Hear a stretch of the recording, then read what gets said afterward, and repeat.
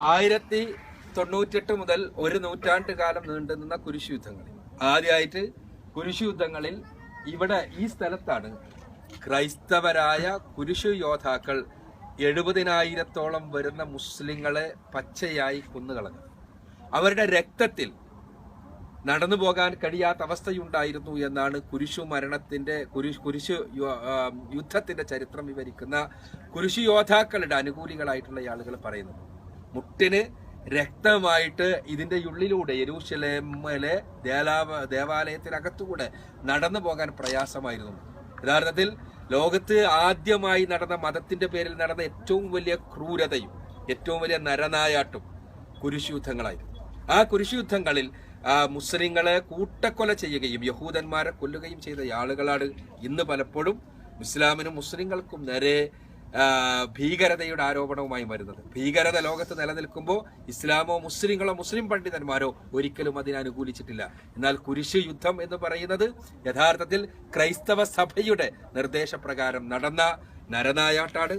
അതിലാണ് 70,000-ഓളം വരുന്ന മുസ്ലിങ്ങൾ ഈ പ്രദേശത്താണ്, ഈ സ്ഥലത്താണ് ക്രൂരമായി കൊല ചെയ്യപ്പെട്ടത് എന്ന് നമ്മൾ മനസ്സിലാക്കണം.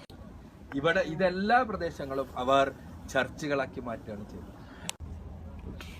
ഇവിടെ നമ്മൾ ഈ ചരിത്രം പറയുമ്പോൾ മനസ്സിലാക്കേണ്ട ഒരു കാര്യം, ഈ സ്ഥലത്ത് നമ്മൾ മനസ്സിലാക്കേണ്ട ഒരു കാര്യം, ഇവിടെ പലരും വരുന്നിട്ടുണ്ട്. ബാബിലോണിയന്മാർ വന്നിട്ടുണ്ട്, റോമക്കാർ വന്നിട്ടുണ്ട്, അതേപോലെ തന്നെ കുരിശ് യോദ്ധാക്കൾ വന്നിട്ടുണ്ട്. അവരെല്ലാം ഇവിടെ നശിപ്പിക്കുകയാണ് ചെയ്തത്. ബാക്കിയുള്ളവർക്കുള്ള അവകാശങ്ങൾ മുഴുവനും എടുത്തു കളയാണ് ചെയ്തത്. ബാക്കിയുള്ളവരെ എല്ലാം നിഷ്കാസനം ചെയ്യാണ് ചെയ്തത്.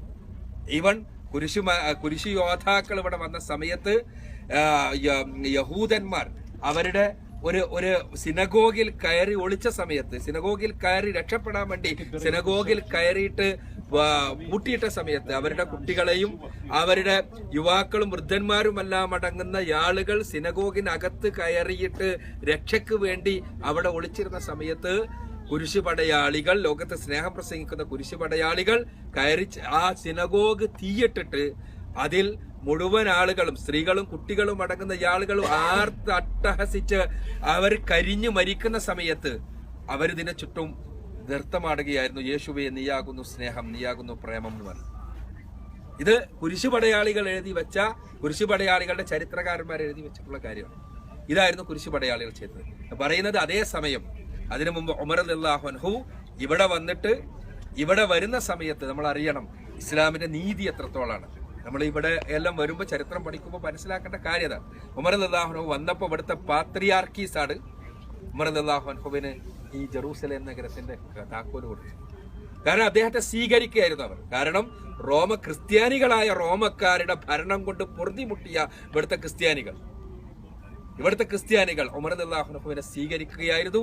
സ്വീകരിച്ച് അവസാനം ഉമർ റളിയല്ലാഹു അൻഹു അവർക്ക് മതസ്വാതന്ത്ര്യം നൽകുക ചെയ്തു.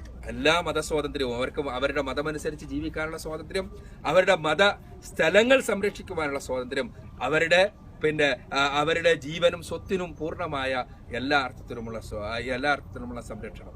ഇതാണ് ഉമർ റളിയല്ലാഹു അൻഹു ചെയ്തത്. ഇസ്ലാമിന്റെ നീതി സങ്കല്പവും മറ്റുള്ളവർ നീതിയും സ്നേഹവുമെല്ലാം പറയുന്ന ആളുകൾക്ക് അധികാരവും, അവർക്ക് അവരുടെ കൈകളിൽ അധികാരവും പവറും വന്ന സമയത്ത് അവരുടെ സ്വഭാവവുമാണ് നമ്മൾ ഇവിടെ ചരിത്രത്തിൽ കാണുന്നത്.